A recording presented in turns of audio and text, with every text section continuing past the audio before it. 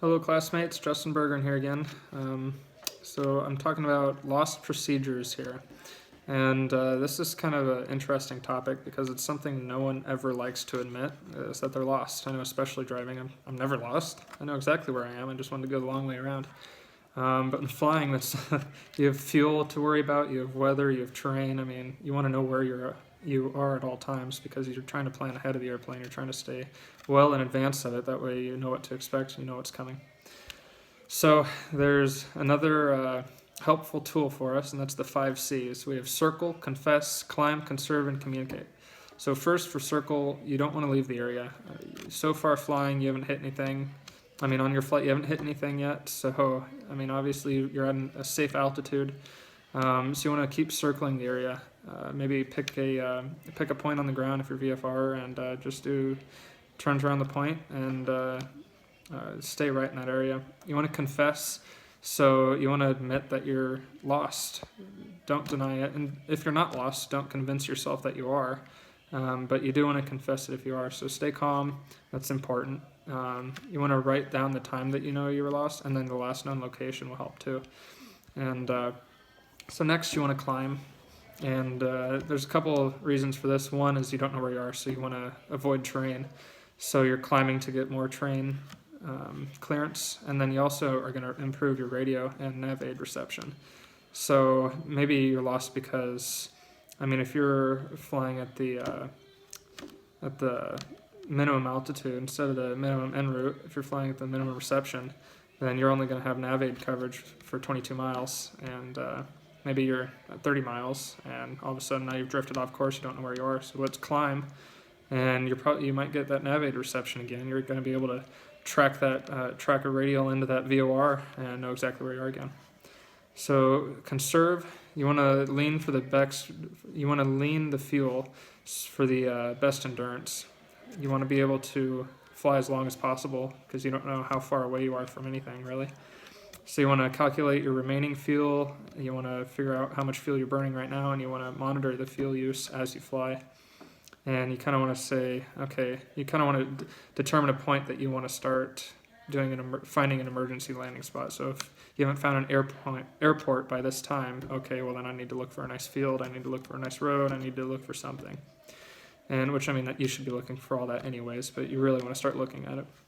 And then the 5th C is communicate. And so that's talk to somebody. Usually you're going to be talking to somebody. I know for me when I fly VFR, I'm always using flight following. So, I mean, I'm in contact with the center or ATC or whoever it may be. And so, I mean, they're there to help you. I mean, that's the whole point. And so you can request help on any local frequencies, nav aids, 1 to 1.5. So yeah, if maybe you're not talking with anybody, you don't know any frequencies in the area, well, your sectional your sectional does have frequencies in like general areas, and so it'll tell you what frequency you might be able to use to contact somebody. And of course, now if you don't know where you are, you might not know what frequency to use. So you can use maybe the last VOR you were using in flight. Use that.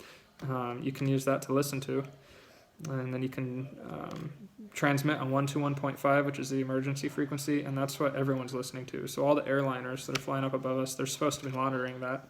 And the whole purpose is if there's an aircraft in distress, they'll be there to communicate with. And nowadays, with all of our different radar and tracking and stuff, I mean, you should be able to get a pretty good idea of where you're at. And then worst case, once if you can't figure it out and you're declaring emergency, then you can squawk 7700, and that'll tell people that, hey, there's an issue here, needing help. So there's a couple different things. You have steam gauge and then the G1000. So some of our planes that I fly in are steam gauge and some are G1000. So the steam gauge, you want to reset the heading indicator to agree with the compass, just so you're not going in the wrong direction. You want to orient the sectional chart with the direction that you're headed. That way you can kind of pick out, hey, that mountain ridge over there is on this sectional. That mountain ridge is right here. Okay, so I must be in this area. So that's you picking out prominent landmarks that you can distinguish and figure out where you're at.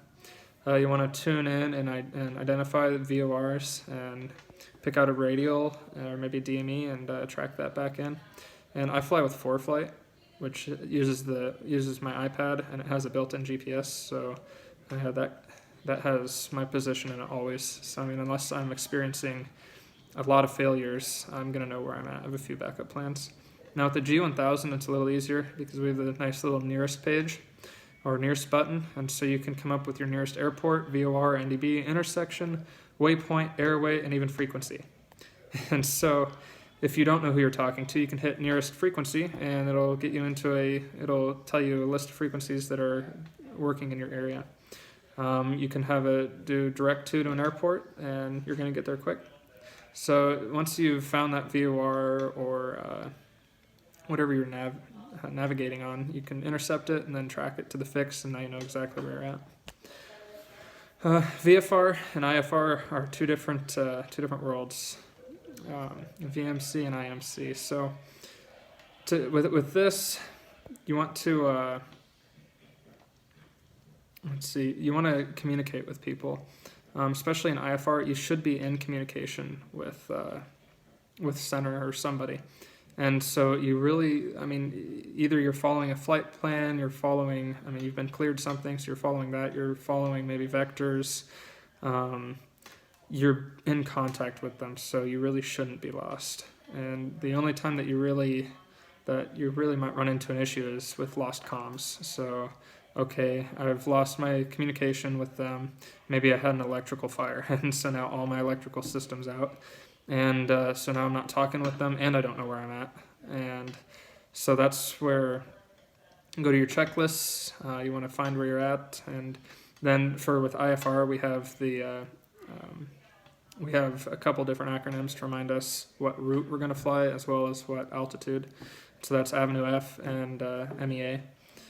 And you follow those, and you should be able to get to where you're going safely. Some typical errors that occur is failure to conserve fuel. I mean, fuel is kind of our most important aspect of flight. Without it, you're not really going to go anywhere. And, well, you're going to go down, and that's about the only place. So you want to make sure that you calculate how much fuel you have, and you want to stay on top of it. Don't just calculate it and forget it. You want to make sure, hey, okay, I am burning 8.2 gallons an hour. You want to lean it out to get your maximum endurance. So I'm actually burning 9.2, well, that's going to be a big difference as to how far I can fly. So you want, failure to admit you are lost and ask for help. That's a big issue because the sooner you admit it, the sooner you can fix it. So especially if you don't circle immediately and you just kind of keep flying, then you're getting further and further and further off course, not knowing where you're at. And then finally, it's the incorrect calculations, which I kind of already covered. But hope you're having a great day, and thank you for listening. We'll see you soon.